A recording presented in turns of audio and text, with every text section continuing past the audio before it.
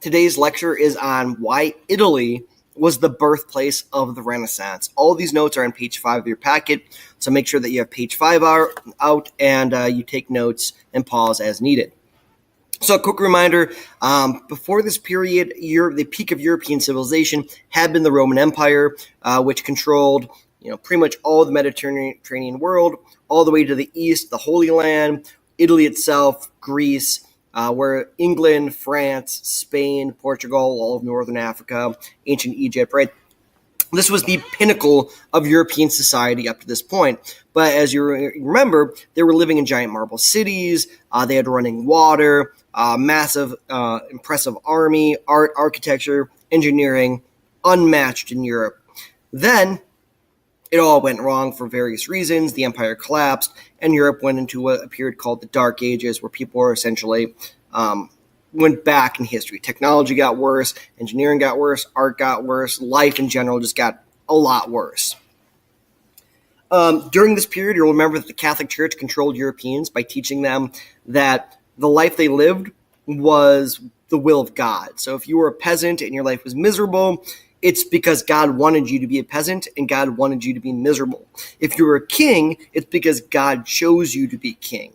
Right? So the church really controlled life this way by reinforcing the feudal system, by declaring that you have the position you have because that's what God wanted for you. So they said the reward for all this would be that when you die, you would eventually get to heaven and live in a life of afterlife of eternal paradise, reunited with God. Right, so suffer now, get your reward after you die. That's kind of the whole MO of the church during this period. The Dark Ages of the Middle Ages saw a lot of death and war. Again, people were dying from the Crusades. People were dying from the 100 Years' War, not to mention the invaders of Vikings, Magyars, Muslims in Spain.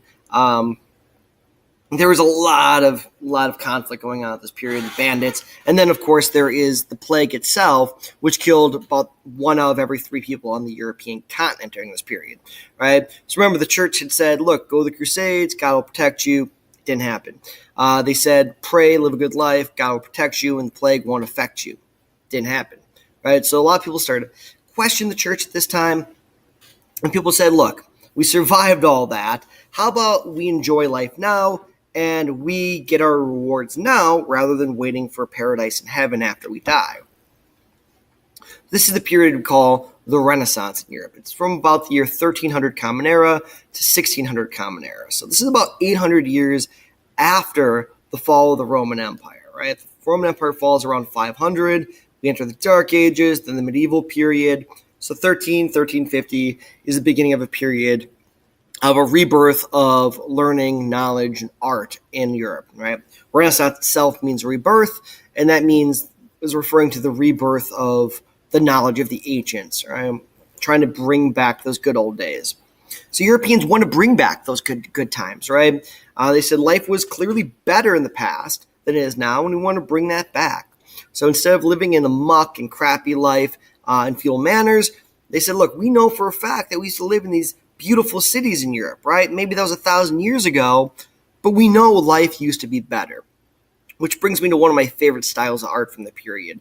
Don't actually know the name of this style, but what I love about it is it shows people in medieval life just going about their normal days, surrounded by the ruins of the once great Roman Empire, right? These buildings were built 1,000 years before the people in these paintings were born, and yet they were just going about their daily life, surrounded by these ruins, having no idea how they were made.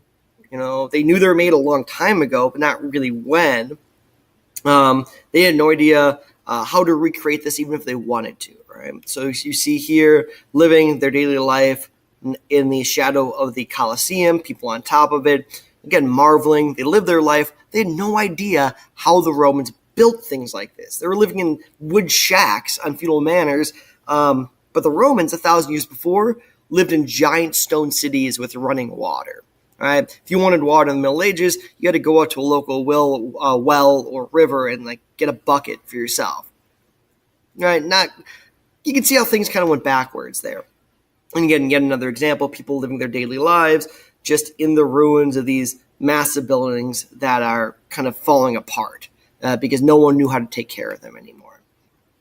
So why? Why did this all start in Italy? I mean, we've been talking about England, we've been talking about France, Spain, Middle East. Why was Italy the location for the rebirth of European civilization?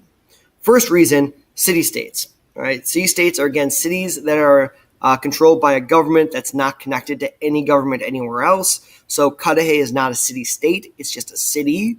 State means a government that has complete control over something, over a territory and its people. So a city-state is a government that has complete control over a single city and its people.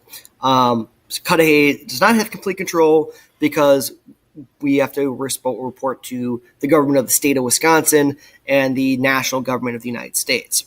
Right? So Italy still had city-states. Now their populations were devastated by the plague, but the city-states were still around, and after the plague passed, their populations regrew, which meant there was a larger population. Most people in Europe and other areas, France, England, Germany, Spain, they're living on feudal manners, right? So they lived life kind of like this. You had the lord who lived in the manor, the large house. The peasants lived in shacks. There's fields, woods, church, a mill, workshop.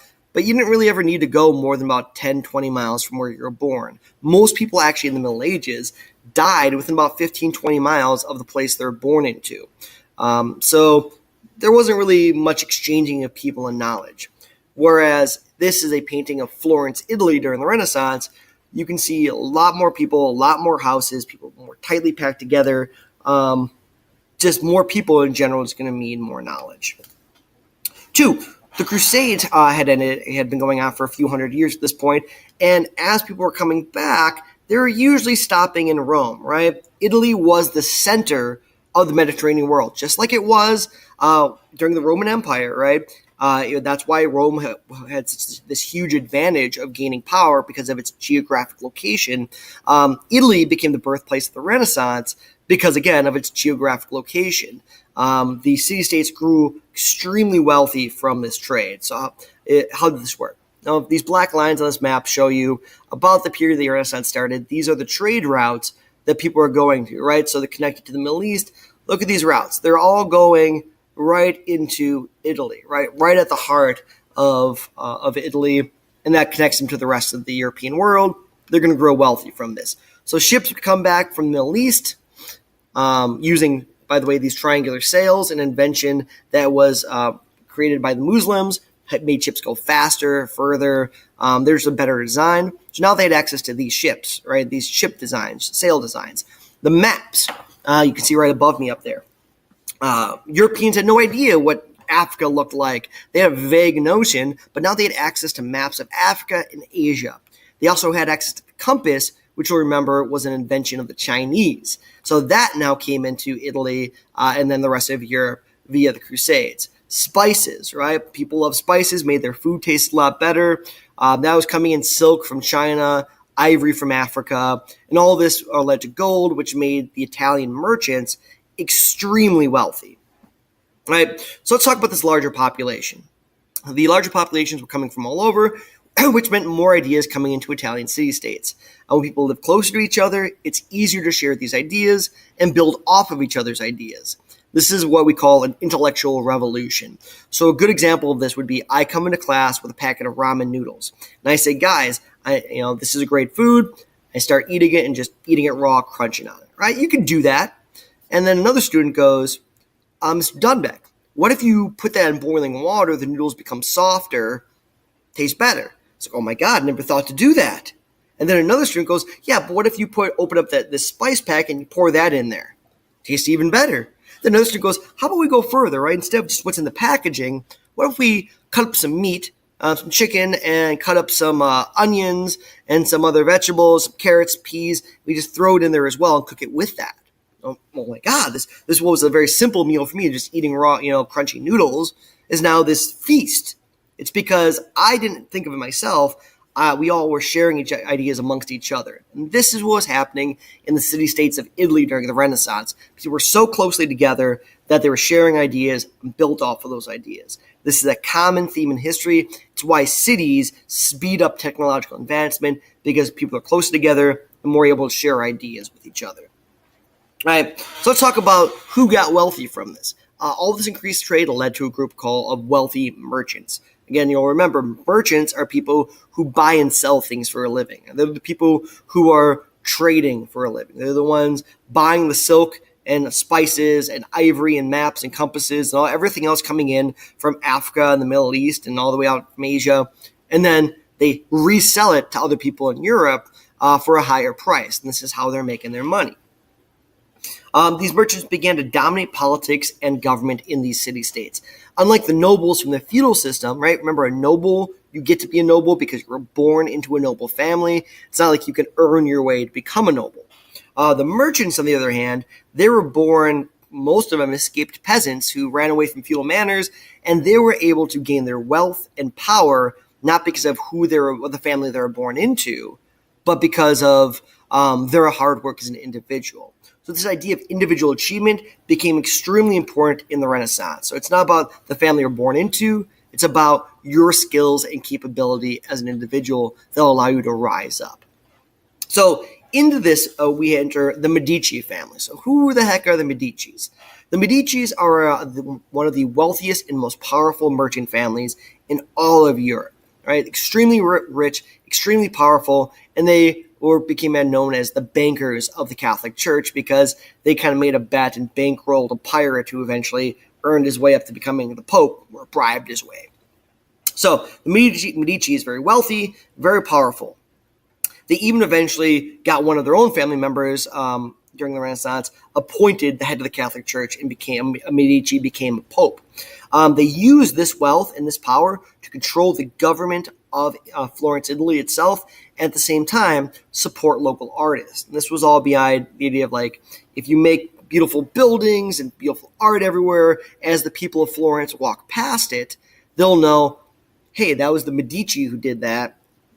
And kind of name recognition, right? So that's kind of a way of gaining power. Art was a way of gaining power. The Medicis bankrolled some of the most famous artists in history: Leonardo da Vinci, Michelangelo, Raphael, Donatello. Of course, you'll know them as the Ninja Turtles, but actually, Ninja Turtles were named after them. Right? In reality, they were famous artists during the Renaissance. You've got the work up here by Raphael, Michelangelo, Donatello, Leonardo. So these are just some examples of their art. You can see how skilled these guys were. Finally, why it started in Italy, they were looking to ancient Greece and Rome for inspiration. They looked at their current artwork and their current architecture, engineering abilities, and they said, this kind of sucks compared to what was around 1,000 years ago. So if you look right above me, right, to the left, this one right here, look how plain this is. Look at her features. They're very simple. Not that I could do this, but I'd have a better chance of creating this piece of art compared to this one. Look at the hairline, right? You can kind of tell there's a hairline, but there's no, right? There's no detail there. Look at the right, and this piece of artwork is 1,000 years old. At the same time, this thing was carved. So you could clearly see that the skill of artists back during ancient Rome and ancient Greece were far, far ahead of the skill of artists during the Middle Ages. And so Renaissance scholars decided maybe there's something we can learn from the past. And so they looked around. They saw these giant buildings. They looked at the buildings they were making. They said, maybe there's something we can learn from the past. And they drew inspiration. They studied these ancient buildings. And then they said, well, how can we learn from the past? They said, I know, monasteries. They've got all these books. The Catholic Church has basically been hoarding all the books, and the monks are the ones who have access to it. So they started deciding maybe we should start learning to read again.